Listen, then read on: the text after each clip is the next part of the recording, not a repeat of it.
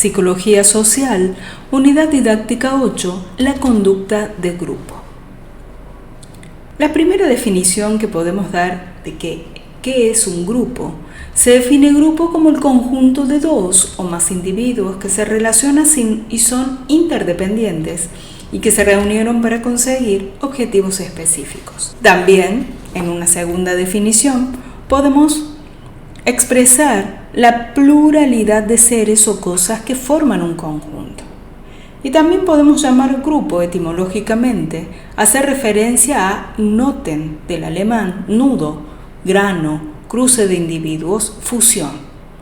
Los grupos humanos pueden tener orientaciones y metas muy variadas, según lo dice Shaw en 1980. Y estos grupos presentan las siguientes características. Proporcionan a sus miembros una percepción y conciencia de pertenencia. También motivan y satisfacen necesidades. Otra de las características es que presentan objetivos y también poseen una organización.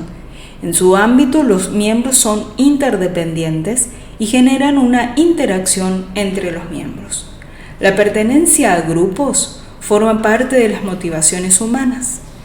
Junto a las necesidades fisiológicas y de seguridad, existen tendencias orientadas a la relación que se concretan por diversas formas y tamaños, desde las relaciones diádicas a los grupos grandes.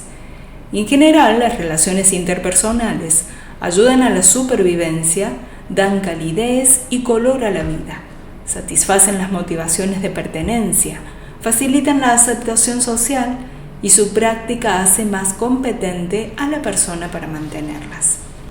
Los grupos se originan para resolver motivaciones relativas a la seguridad, al estatus y a los objetivos colectivos.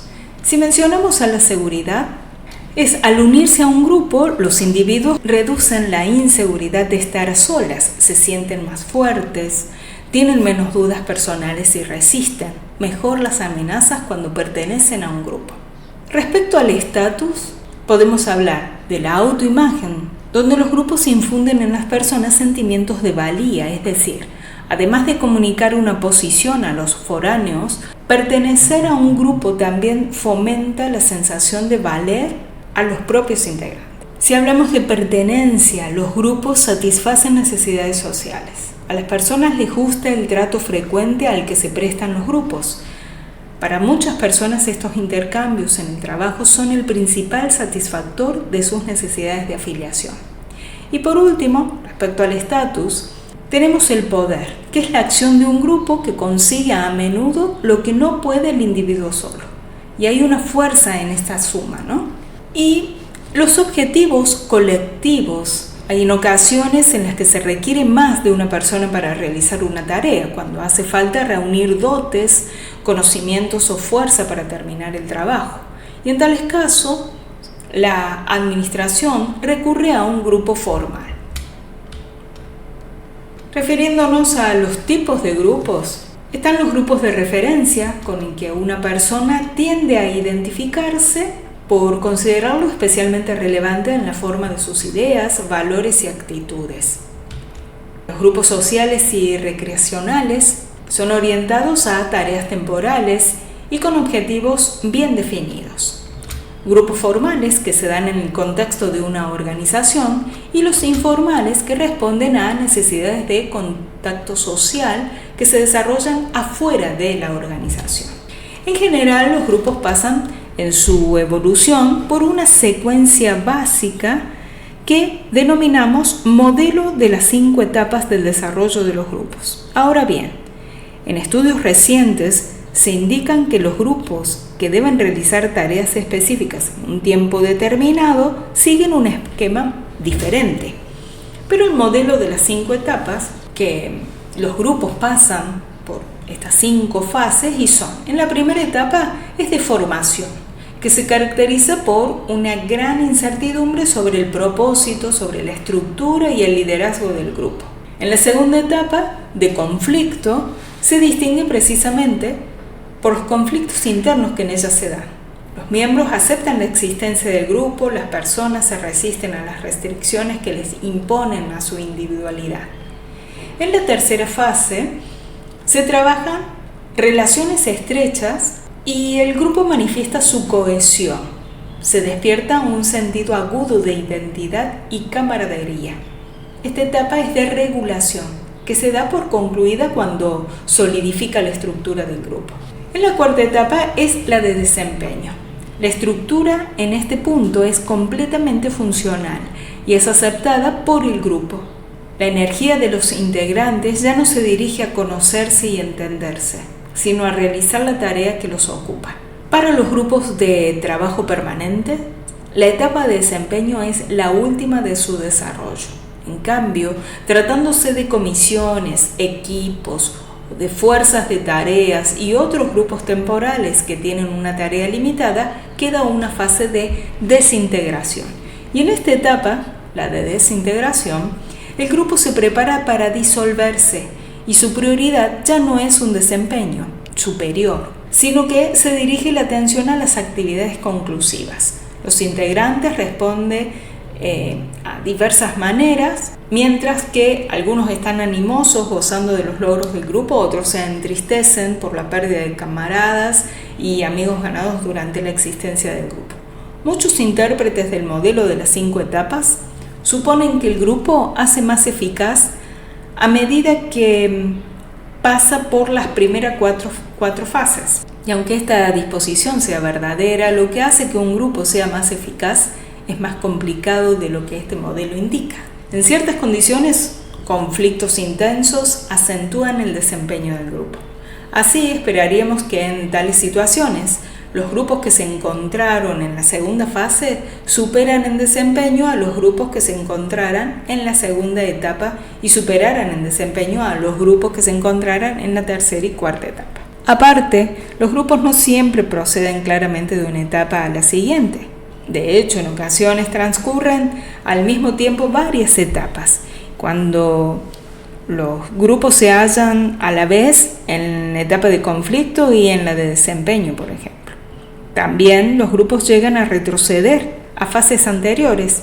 Por tanto, incluso los defensores más firmes del modelo no suponen que todos los grupos siguen exactamente las 5 etapas, ni que la fase cuarta sea la mejor.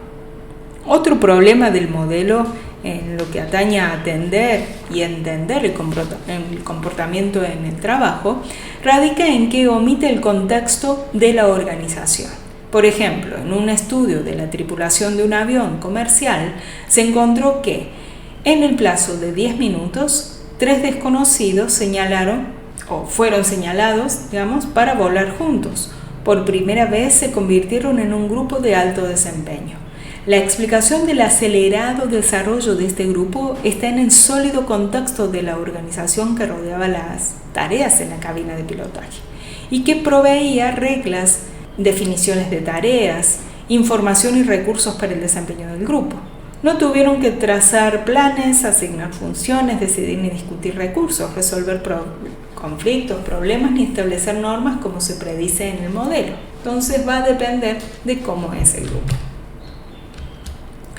La influencia del grupo sobre el individuo y del individuo en el grupo depende de la estructura y también de la dinámica de los grupos. Por ello, hay que considerar, según Sander, las formas de comunicación entre los miembros del grupo, las formas en que se toman las decisiones, las divisiones de poder en el grupo, la diferenciación de los roles de los miembros, el papel de los líderes, la cohesión del grupo, la conformidad con las normas del grupo, las formas de resolver los conflictos, la motivación y la productividad.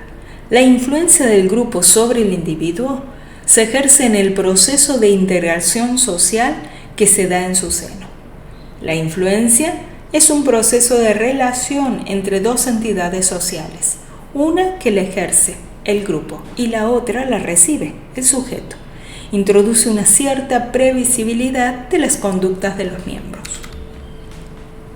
La magnitud de la influencia será mayor cuanta mayor importancia tengan para el grupo las dimensiones en función de las que la ejercen. Y tenemos los factores específicos de personalidad del sujeto, que da autoconfianza, grado de sumisión, autoritarismo, la necesidad de aprobación social y la baja necesidad de logro. Y los factores a nivel grupal, que pueden ser el grado de cohesión, atractivo que el grupo ejerce sobre el individuo, la estructuración o la dificultad de las tareas. Las funciones más significativas que cumple la influencia grupal podemos nombrar a la normalización, que es la adopción de un sistema de leyes y normas que regulen las relaciones entre los individuos, al establecimiento de los procedimientos, medios y actividades más adecuados para lograr los objetivos grupales, ayudar al mantenimiento del grupo como tal, evitando conductas desviadas o peligrosas, y desarrollar un marco de realidad social que dé entidad al grupo.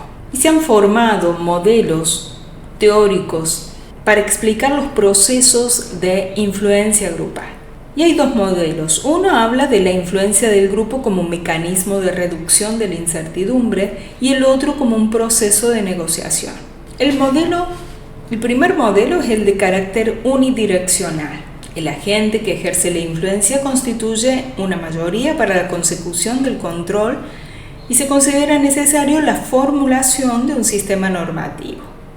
Y en el segundo, en el modelo de negociación, los miembros del grupo deben considerarse como emisores y receptores potenciales de influencia.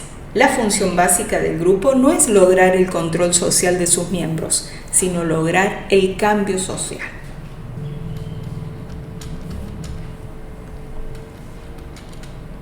Los grupos controlan muchos de los estímulos y entendemos por estímulo a aquellos aspectos del entorno de un individuo que puede ser potencialmente atendido por él y que puede afectar su conducta. Los estímulos ambientales, si hablamos de la influencia del grupo sobre sus componentes por medio de los estímulos ambientales, estos definen el marco de referencia social y físico de un sujeto en la organización y están asociados con el lugar físico donde se asienta el sujeto, el tipo de tarea, las características externas y las recompensas también. En la influencia sobre la información del individuo, la conducta de todo individuo está influida por la información que posee de su entorno inmediato, es decir, del grupo, y de su entorno remoto, la organización. Y la experiencia previa de los sujetos les permite identificar los estímulos presentes y desarrollar las conductas más adecuadas a la situación y al momento. Respecto a la influencia sobre los estados motivacionales y afectivos, los estados motivacionales del sujeto se ven afectados también por este tipo de estímulos, empujándolos a realizar aquellas conductas que le aportan contingencias positivas o gratificantes. La influencia sobre las interacciones entre los miembros. Los efectos de los estímulos ambientales sobre los patrones de interacción son considerables. El contenido de los estímulos intercambiados afecta a la propia dinámica del intercambio y, por tanto, el patrón de interacciones que surge, FOA, identificó 6 tipos de recursos que podían ser intercambiados: el amor, el estatus, la información, el dinero, los bienes y los servicios. Y por último tenemos la influencia del grupo sobre los individuos mediante el empleo de estímulos discrecionales. Estos estímulos discrecionales son aquellos que se encuentran bajo el control directo del grupo. Cumplen 2 funciones complementarias: lograr una uniformidad en creencias, en actitudes y valores, y crear y mantener diversidad entre los miembros. La uniformización puede llegar a ser disfuncional al anular la individualidad, la originalidad y la creatividad de los sujetos. Es funcional porque permite que los componentes del grupo prevean las conductas a realizar, pero la excesiva influencia para crearla puede llegar a ser disfuncional. Para evitar la excesiva rigidez, se establece y mantiene una diversidad de roles en el grupo. Los grupos son auténticos mediadores entre individuo y organización y tienen efectos sobre el nivel de información y motivación de sus componentes y también influyen en la conducta. El mecanismo básico que permite a un grupo influir directa y conjuntamente sobre todos o la mayoría de sus miembros es el desarrollo de un sistema normativo. Las normas se desarrollan con el paso del tiempo y pueden no aplicarse a todos los miembros. Las normas generales incluyen la conducta social, de presentación, de normas de rendimiento, de distribución de premios y de reciprocidad. Un grupo presenta un conjunto estructurado de roles, de normas y valores. Las normas hacen explícitas a las formas de conducta apropiadas. Con referencia a ellas, del grupo juzga como aceptables e inaceptables las conductas de sus miembros. La conformidad es el grado en el que la conducta de un individuo se corresponde con las normas del grupo y es una ciega adhesión a los patrones de conducta establecidos por otros. Hay una distinción entre conformidad activa y conformidad pasiva. La conformidad pasiva es cuando el individuo modifica su propia conducta para adecuarla a la conducta y juicios de los demás. Y la activa resulta de la existencia de presiones positivas sobre el individuo para que adopte la conducta pretendida por el grupo. Otra distinción sería la conformidad basada sobre la influencia social informativa y la basada sobre la influencia social normativo. En la influencia social informativa, el individuo se conforma a la información proporcionada por el grupo. En la normativa del grupo puede ejercer presiones sobre el individuo, recompensando la conformidad o castigando sus desviaciones. Los siguientes aspectos aparecen involucrados en la efectividad de los grupos. El grupo eficaz resuelve las tareas, el grupo más eficiente las resuelve con el menor gasto, eso sería eficiencia. El tamaño del grupo en general, los grupos pequeños son más efectivos. Y si hablamos de la cohesión, basado en las fuerzas que contribuyen a pertenecer en el grupo y permanecer, ¿no? Es función de la atracción al grupo, la resistencia a abandonar el grupo y la motivación para mantener la pertenencia. Incrementan la cohesión, la competición con un grupo externo o la amenaza externa o el nivel de madurez y duración del grupo, también el tamaño del grupo. En general, un grupo pequeño puede estar más cohesionado. La homogeneidad de los miembros o el número de interacciones entre los miembros y disminuyen esa cohesión, la composición heterogénea o la novedad del grupo o la distancia entre miembros o los fracasos del grupo y también la competición entre los miembros del mismo grupo. Las normas son lo que se espera de los miembros. Al que las viola se encuentra con disminución de los contactos, a la marginación, al abuso verbal, a las amenazas o a la expulsión. La estructura de un grupo resume las características más importantes de él. La estructura marca los límites entre el interior y el exterior y entre sus diferentes constituyentes. En base a estos elementos podemos dibujar el diagrama de la estructura del grupo y se trata de la estructura pública organizacional del grupo.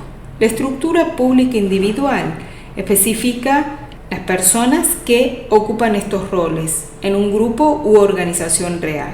Además, cada miembro del grupo tiene su propia imagen del grupo que se denomina imago y que veremos más adelante.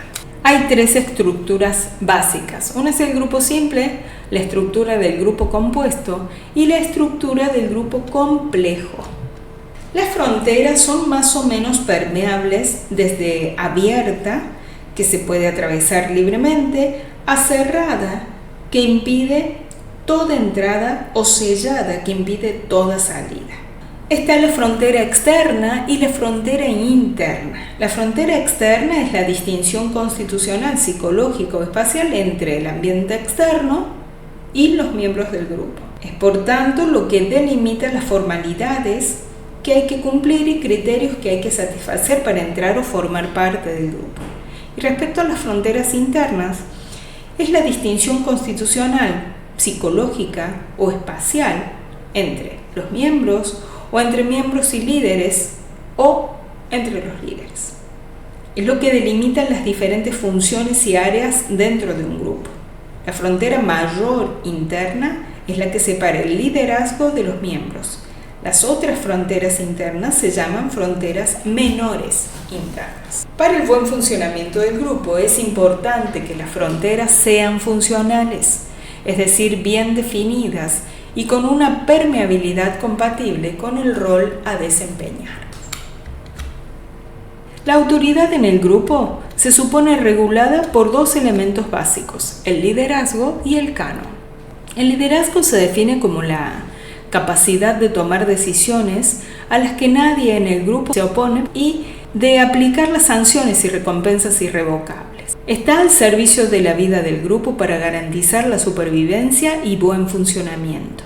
La frontera entre el liderazgo y los miembros constituye la estructura mayor del grupo. Y hay varios tipos de líderes: el líder responsable, el líder efectivo, el líder psicológico, el líder primal y el efemero. Se consideran 4 sistemas de acceso al liderazgo: por ascenso, por fuerza, por selección y por elección. La autoridad en un grupo proviene de varias fuentes.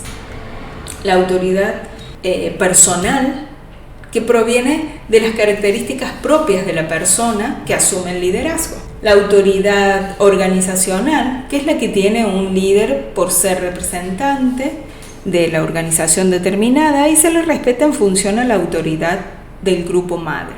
Otra fuente es la autoridad cultural. Es la autoridad de un líder basada en las creencias tradicionales que constituyen el canon del grupo. En la medida en que el líder asegure el cumplimiento del mismo, se le respeta dentro del grupo. Y por último, la fuente de la autoridad histórica, que se basa en la representación e invocación de las personas que crearon, interpretaron y reinterpretaron el canon del grupo. El trabajo del grupo es la forma en la que el grupo emplea su energía, analizando la tarea del grupo, y diferenciamos entre actividad y proceso. La actividad del grupo es la razón de ser de un grupo, la producción o el servicio que constituye su objetivo. Decimos que un grupo está en actividad cuando opera sobre su ambiente para alcanzar sus objetivos, y la actividad es el trabajo grupal propiamente dicho. Y el proceso de grupo son las acciones encaminadas a mantener la estructura o a impedir las dificultades que se presentan para mantener al grupo en estado de eficacia para su actividad. Los procesos de grupo tienen por finalidad regular las relaciones entre el grupo y las personas que lo componen. Decimos que un grupo está en proceso cuando trabaja sobre sí mismo. Y se distinguen 4 procesos básicos: el proceso mayor interno, el proceso interno de liderazgo, el menor interno y el proceso externo. Cuando un grupo se organiza, cada persona a través de un proceso de ajuste va moldeando su imagen mental provisoria hasta ajustarla a una imagen adulta y real de los miembros del grupo. Este ajuste dependerá básicamente de su calidad emocional relacional, pudiendo hacer un ajuste adulto a la realidad o manipulando la misma hasta llevarla a parecerse a su imago interno. Cada persona que se incorpora a un grupo trae consigo una experiencia vital previa. Dicho de otra manera, cada persona se mueve dentro de un marco de referencia particular, y analizándolo podríamos detectar sus potencialidades y sus carencias o limitaciones. Cada persona llega al grupo con la pretensión de cubrir sus diversas necesidades que le motivan a entrar en relación con los otros, como es la necesidad de estimulación de pertenencia, Esta necesidad de estimulación por contacto social puede considerarse como uno de los orígenes biológicos de la formación de grupos. A las personas no les importa renunciar a parte de sus tendencias individuales en favor de la cohesión grupal en razón de los estímulos que ésta le ofrece. Otra es la necesidad psicológica de estructuración del tiempo. Como el grupo ofrece un programa básico para estructurar el tiempo, los miembros están dispuestos a renunciar a parte de sus tendencias individuales para ser admitidos en el mismo. La necesidad de reconocimiento. La presencia de otros seres humanos ofrece muchas oportunidades de gratificación de esta necesidad. La lucha por el reconocimiento, escondida o manifiesta, simple o compleja, está en la base de las operaciones más intensas e importantes en el proceso grupal, ya sea para evitarlo o para lograrlo según el propio marco de referencia. La necesidad de cumplir el propio guión. El guión de una persona exige la intervención de otras para ser cumplido. El grupo representa una excelente oportunidad para encontrar personas que puedan cumplir los roles que necesitamos para desarrollar nuestro guión. Y la necesidad de cumplir expectativas basadas en experiencias pasadas. Los imagos provisorios que una persona lleva a un grupo proveniente de sus experiencias pasadas con grupos que supone similares o por lo que conoce de grupos parecidos que él desea o espera integrar. Y estas 5 expectativas o necesidades obligan al individuo a un proceso de ajuste de sus necesidades y expectativas a la realidad del grupo. Este proceso de ajuste involucra 2 capacidades diferentes del marco de referencia del individuo: la flexibilidad y la adaptabilidad, con sus contrapartes que serían la rigidez y la arbitrariedad.